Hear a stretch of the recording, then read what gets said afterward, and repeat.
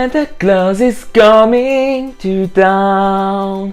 Salut Willy! Alors aujourd'hui on va parler de Noël à Disneyland Paris. Et cette année Noël est dans les deux parcs.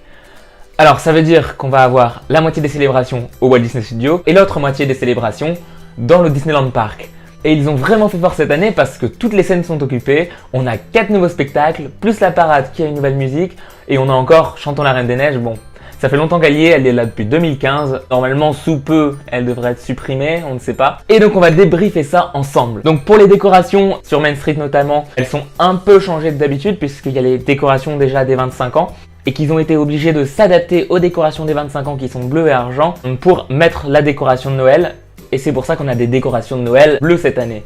Parce que sinon en fait, l'autre solution c'était pas de décoration comme à Halloween et les gens auraient encore plus râlé, donc ils ont décidé de mettre en accord avec les couleurs des 25 ans. On a les guirlandes qui étaient déjà là les autres années, qui ont des boules bleues incorporées. Les bonhommes de neige à l'entrée de Town Square sont bleus et argent. Et ça fait quelque chose de plutôt joli, hein. Donc je vous disais 4 nouveaux spectacles plus la parade améliorée. Donc au parc Disneyland, le premier parc, niveau spectacle, on en a 2 nouveaux. Donc un sur le théâtre du château, un Noël fantastique, qui met en scène Mickey, Minnie, Donald, Daisy et Dingo, qui vont faire vivre à Stitch les traditions de Noël chez nous. Donc c'est super dynamique, on a des accessoires, on a les danseurs, les musiques de Noël un peu remasterisées en version moderne et un peu rock. Et Stitch apporte vraiment la fantaisie du spectacle, la folie, et ça fait beaucoup de bien. Donc ce spectacle dure 15 minutes à peu près comme chacun des 4 spectacles, à part celui à Vidéopolis qui dure 20 minutes celui-là. C'est de ce spectacle-là d'ailleurs qu'on va parler maintenant. C'est un jazz band de Mickey, donc 13 musiciens, 8 danseurs, 4 chanteurs live, Mickey, Minnie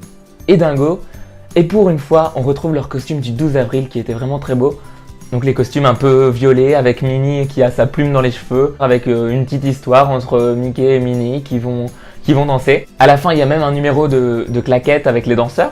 Donc c'est un peu comme dans Mickey le magicien, en plus long, en plus beau et avec les costumes du 12 avril quoi. Et ça apporte une touche qu'il n'y avait pas à Disneyland Paris, à part l'année dernière, mais c'était même pas sur le programme je crois. Et donc c'était aussi à Vidéopolis mais en beaucoup moindre. Et en plus de ces nouveaux spectacles, ils nous ont changé la musique de la parade de Noël Disney. Donc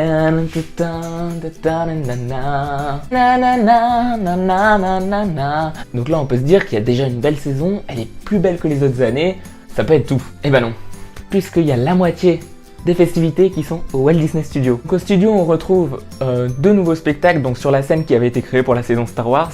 Donc elle a été complètement modifiée pour qu'elle fasse Noël. Le spectacle de jour est vraiment novateur et l'idée est assez originale puisqu'elle incorpore les réseaux sociaux. Le clou du spectacle, c'est justement le spectacle nocturne, l'incroyable Noël de Dingo qui est en même temps sur la scène de Production Courtyard, donc devant la Tour de la Terreur, et une projection sur la Tour de la Terreur. Ce spectacle est l'histoire de Dingo qui écrit sa lettre au Père Noël et qui se retrouve embarqué à fabriquer les jouets et les livrer à temps pour Noël. Il y a un vrai fil conducteur à l'histoire. La scène et en même temps la projection se coordonnent super bien, on a l'impression d'y être. Et juste le seul mot que tu peux dire en sortant de ce spectacle, c'est waouh. Ça amène beaucoup de vie dans les parcs, notamment au studio. Ils ont mis les petits plats dans les grands et ça fait plaisir. Cette vidéo est maintenant terminée, j'espère qu'elle vous aura plu et qu'elle vous aura donné envie d'aller à Disneyland Paris pour aller voir tout ça par vous-même.